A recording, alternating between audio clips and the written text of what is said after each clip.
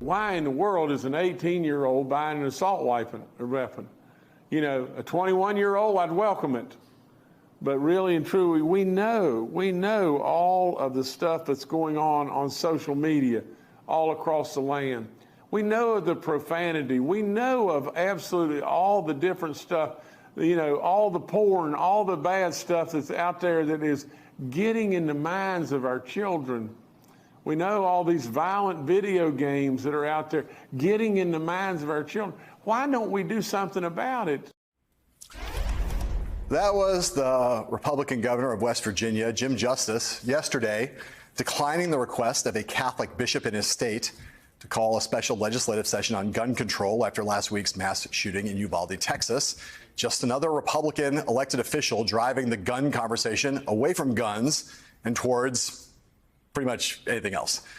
The latest example comes this afternoon. Texas Governor Greg Abbott finally requesting a special session for recommendations on how to, quote, prevent future school shootings. But on that list, notably missing gun control.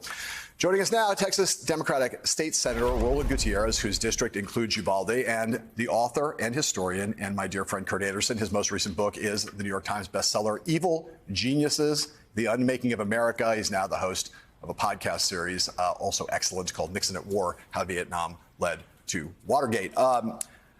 Senator Gutierrez, I want to start with you. You have been confronting the governor. You confronted Governor Abbott on Friday, called for a special session. Tell us what your reaction is to the nature of the special session that he has now called.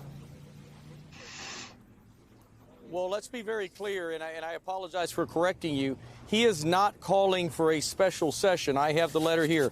This is a special legislative committee, which, by the way, we've never had one of those before. We have interim committee hearings throughout. We serve for 5 months every other year. This is meaningless. Without a session, we can't act. Special sessions last for 30 days, and they're called on a date certain. He is asking for the lieutenant governor and the Speaker of the House to go have meetings to talk about this stuff. Again, no action can be taken. He has not called a special session. He's trying to bamboozle you and the American public and the Texas public. Listen, who knows when we'll be able to ever do something. This is the same MO that Abbott has done session after session, massacre after massacre. So I'm going to stick with you, Senator Gutierrez, just to hear a little more about this, right? I mean, it's doubly insulting, right? Number one, it's not a special legislative session, so there can't actually be laws changed or passed. It's a fig leaf, this committee. And even on the fig leaf committee, there's no discussion of gun control. So it's sort of a double slap in the face to people like yourself who want to see change. Every Texan, including every Republican constituent that has called me and said, we want to raise the age limit because that makes sense. They should be offended by this. They should be absolutely disgusted by this, because after El Paso, he had roundtables. After Santa Fe, roundtables. After Sutherland Springs, you know, he sat down and had groups together and prayed about it. Not once did he call a special session in any of those instances. And when we came back in the regular sessions, not once were any of those recommendations followed. He's so proud of his school hardening bill that he had in 2019, where we passed 17 bills on school hardening bill. We spent $100 million, a lot of good that did this community, by the way. And by the way, he has spent $4 billion on a trumped-up border crisis that simply doesn't exist to that scale, 40 times more than he has spent on securing our schools. Kurt, we see here that this is not Governor Abbott not asking for a special session, asking for a special committee. It doesn't sound very special to me. What it does sound like is, as I said, a fig leaf or a fog machine. The things that are on the list that he says that they can talk about on the special committee that's not going to get anything done are school safety, mental health, social media, police training, and firearm safety, but not anything related to gun control. Also, Governor, the governor of West Virginia yesterday, who talked about porn, profanity in video games.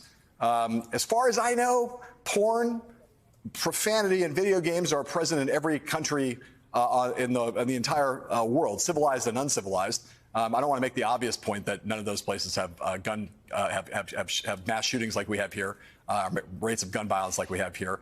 I mean, I almost get tired making these points over and over again, but they have to be made when someone like Governor Justice cites such kind of patent BS. I'll use the nicer phrase.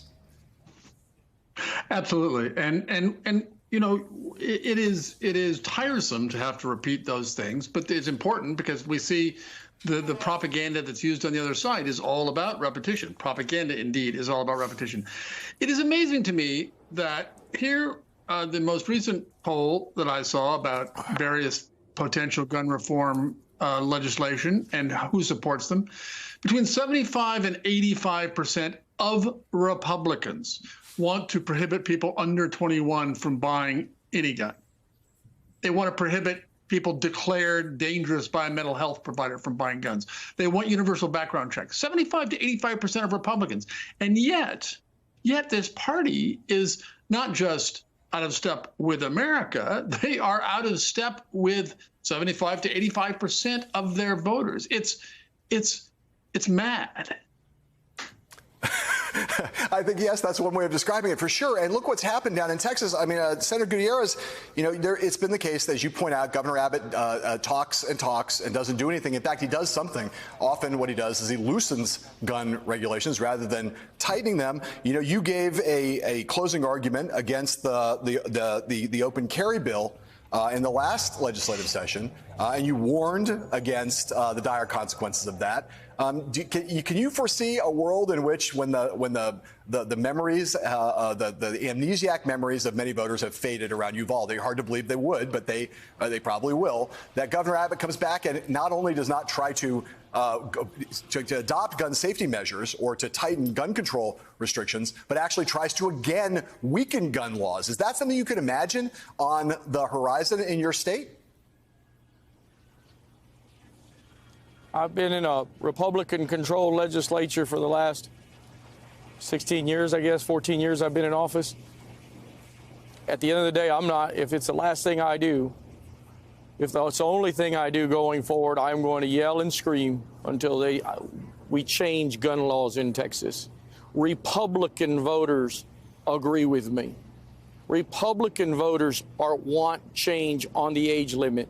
They want to see red flag laws. They want to have laws that create waiting periods. I'm not trying to take anybody's guns away. I own guns.